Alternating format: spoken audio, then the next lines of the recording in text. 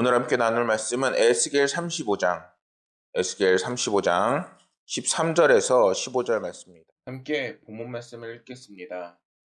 너희가 나를 대적하여 입으로 자랑하며 나를 대적하여 여러 가지 말한 것을 내가 들었노라. 주 여호와께서 이같이 말씀하셨느니라. 온 땅이 즐거워할 때에 내가 너를 황폐하게 하되 이스라엘 족속의 기업이 황폐함으로 내가 즐거워한 것 같이 내가 너를 황폐하게 하리라. 세일사나 너와 에돔 온 땅이 황폐하리니 내가 여호와인 줄 무리가 알리라 하셨다 하라. 아멘. 우리가 학교나 어디를 갔을 때 누군가 든든한 뒷배경이 있으면은 참 든든할 때가 있어요. 예를 들면은 제가 학교를 다닐 때 내가 힘이 약해. 근데 누군가 힘센 친구가 옆에 있어. 그러면은 되게 든든하단 말이에요. 걔가 날 지켜줄 것 같고 도와줄 것 같고. 그런데 오늘 말씀 속에서도 이스라엘 백성들의 힘이 되어주시고 또한 이스라엘 백성들이 당하는 수치와 억울함을 갚아주시는 하나님께서 나오고 있습니다. 하나님께서는 이스라엘 백성들, 그러니까 즉 성도들이 정말 억울한 일 당하는 것, 그리고 또한 뭔가 속상한 일을 당하는 것, 누군가에게 뭔가 슬프고 어려운 일을 경험하는 것을 하나님께서도 다 알고 계세요.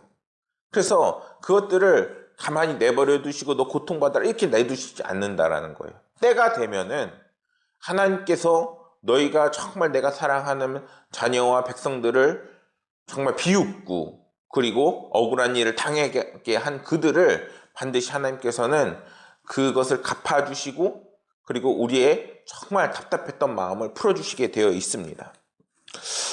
사람들은 이것을 잘 믿지를 않아요. 왜? 인생에서 나를 도와주는 사람도 없고 내 인생을 각자 스스로 헤쳐나가는 것이 어떻게 보면은 당연하다고 생각하기 때문이에요.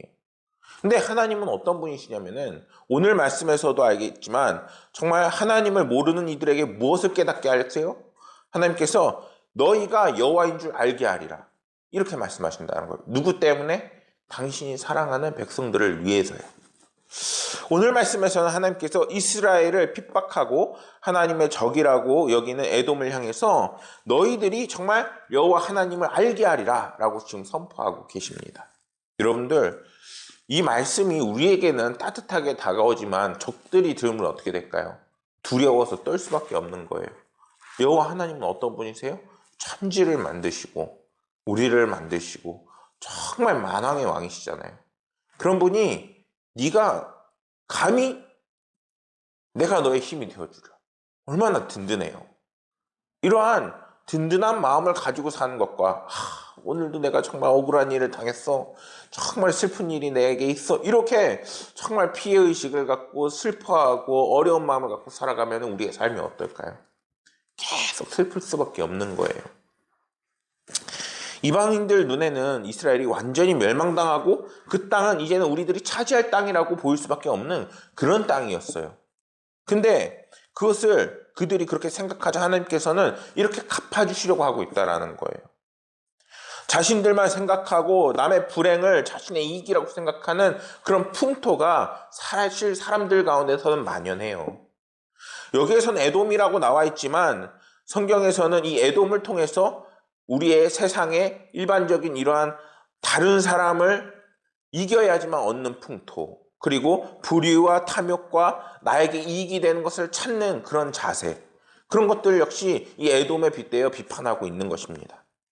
그러한 에돔을 향해서 14절 말씀에서 주 여호와께서 이같이 말씀하셨느니라 온 땅이 즐거워할 때에 내가 너를 황폐하게 하되 이렇게 말씀하고 있다는 거예요. 뭐라고요? 황폐하게 하리라 라고 말씀하고 있어요. 근데 여기에서 특별히 기억해야 될 게 온 땅이 즐거워할 때 그들을 황폐하겠다고 말씀하고 있어요. 이 온 땅은 결국 에돔이 엄청난 운명에 처하게 될 것을 담고 있다는 그런 상황적 의미를 담고 있는 거예요.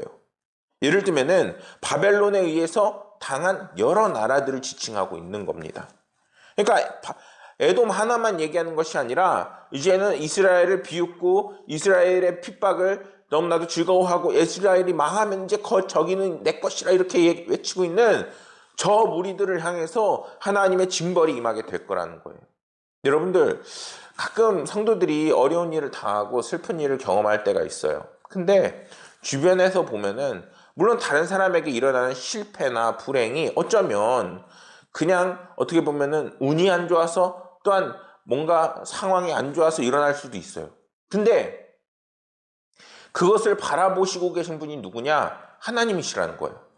하나님은 이제는 성도를 늘 보호하시고 동행하실 뿐만 아니라 만일 그러한 성도들을 비웃고 그리고 성도들의 아픔을 조롱하는 그런 사람들을 결코 그냥 내버려두지 않으신다라는 거예요. 이를 생각하면서 오늘의 말씀을 볼 때 14절 말씀은 하나님께서 그 백성들을 얼마나 사랑하고 계시는지 그리고 그들에게 정말 억울한 그 마음까지도 하나님께서 풀어주실 것을 얘기하고 있는 말씀이라는 겁니다. 요즘에 참 슬픈 일이 얼마나 많아요. 연말이 됐는데 어느 요즘에 가계 부채는 쌓이고 그리고 우리 삶이 어려워지고 그리고 그렇다고 해서 나아질 기미는 없고 사람들이 많이 절망하고 있어요. 근데 여러분, 우리가 정말 힘들고 어렵다 해서 낭망하고 절망하고 변하지 않을 거야 이런 삶을 가지고 생각을 가지고 살아가면 어떨까요? 그러면은 미래가 없는 거예요. 근데 하나님께서 함께 하시고 또한 불가능을 가능케 하시는 하나님께서 정말 나와 함께 하시고 우리의 삶을 돌보실 것이라 믿는 믿음이 우리에게 더욱더 강해질 때 그런 공동체가 더욱더 바로 서고 힘을 낼 때 우리에게는 어떤 역사가 일어날까요? 우리가 생각하지 못했던 역사가 일어나게 되는 거예요. 지금 성도들이 왜 위로를 받아요? 주님께서 우리에게 소망을 보여주시고 우리의 마음을 풀어주시고 우리의 기도를 들어주시기 때문인 겁니다. 사랑하는 성도 여러분, 주님께서 여러분들을 얼마나 사랑하시는지 또한 그 억울한 마음까지도 풀어주시는 분이라는 것을 꼭 믿으시길 소망합니다. 그리고 이제는 하나님께서 그렇게 오실 뿐만 아니라 무엇을 주시느냐? 이제는 영원한 즐거움을 우리에게 주신다라고 말씀하고 계십니다. 하나님께서는 이 영원한 즐거움을 온 세상 사람들이 다 누리길 원하고 계세요. 무엇으로 인해? 주님이 주시는 구원으로 인해서. 주님이 주시는 구원은 죽어서만 가는 것이 아니라는 거예요. 내가 살아있을 때에도 기쁠 수 있고 어려운 일을 겪을 때에도 행복할 수 있고 왜? 주님이 주시는 구원이 우리에게 있을 거니까요. 그것은 죽어서도 가는 거지만 살아있을 때에도 반드시 우리의 억울함을 풀어주시고 함께 하실 주님이 정말 언제나 동행하고 계시다는 것을 믿는 그 믿음으로 인해 세워지는 우리의 삶의 모습인 것입니다.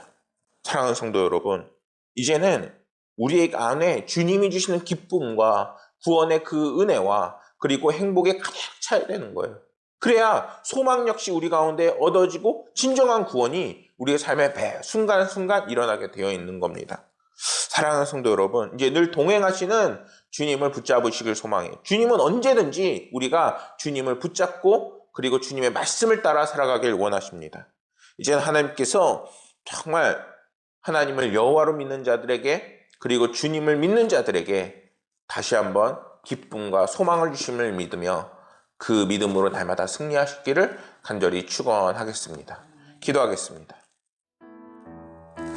하나님 아버지, 오늘 우리가 함께 하시는 하나님을 통해서 때로는 하나님께서 우리의 억울함을 풀어주시고 또 때가 되면은 우리의 힘듦을 도와주시고 그리고 그 삶에 있어서 주님께서 우리에게 오직 예수를 믿고 주님을 따라 나가는 삶이었을 때 하나님께서 크신 은혜를 주어심을 함께 나누었습니다. 아버지 하나님, 오늘 우리가 기도할 때에 더욱더 주님을 향한 믿음이 굳건하게 서게 하여 주옵시고 이제는 아버지 하나님께서 동행하셔서 크신 은혜와 감동으로 우리 성도들과 함께하여 주시옵소서. 하나님께서 성도들에게 모든 억울함과 그리고 힘든 삶과 그리고 간절한 기도 제목을 들어주시고 응답하실 것을 믿으며 모든 말씀 우리 구주 예수 그리스도 이름으로 기도드렸습니다.